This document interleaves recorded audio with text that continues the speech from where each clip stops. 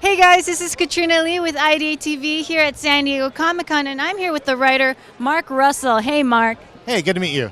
Good meeting you too. So you've done so much writing for all these different illustrations here. How did you get into this?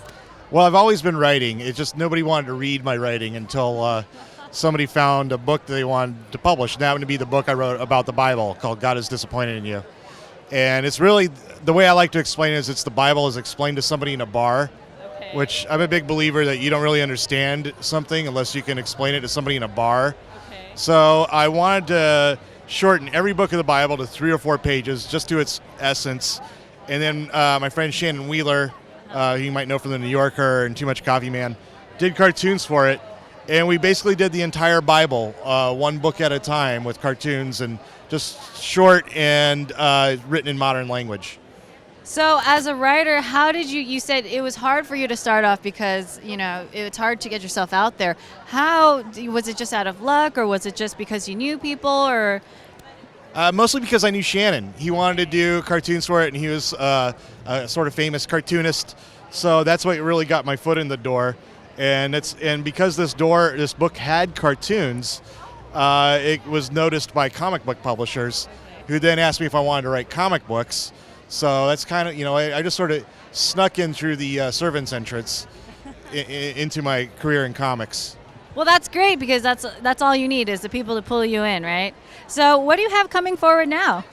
I've got a new comic book with Ahoy called Second Coming, which is about Jesus Christ coming back to Earth and kind of being appalled at what he finds. And also he has to share a 2-bedroom apartment with Sunstar, a superhero who finds that his powers are not really useful against the problems he faces in his own everyday life. And I'm also working on Wonder Twins for DC. What is that about? It's about a couple of teenagers who come to Earth named Zan and Jaina, and they come from this utopian planet, and they're dumped here, in the Earth, and they're wondering what they've gotten themselves into, because the planet Earth is decidedly not a utopian planet.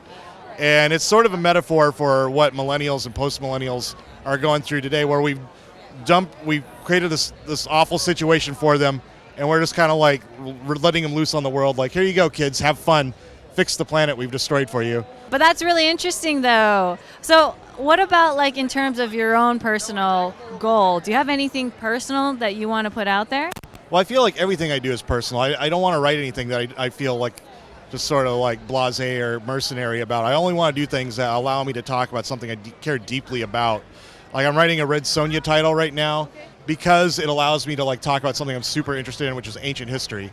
I fill it with little known stories from ancient history, and I'm writing Wonder Twins because it allows me to talk about the future of the human race and where I think what I think our chances are for survival. And it's also sort of an after-school special. It allows me to sort of tell myself, my 16-year-old self, what I would if I could. Which is have some perspective. Don't worry too much about your own sort of vanity and how you look to other people. Worry about the relationships that you're forming, and try to have some fun without worrying too much about embarrassing yourself. That is some great advice. I'm taking it in. So thank you so much, Russell. Thank you.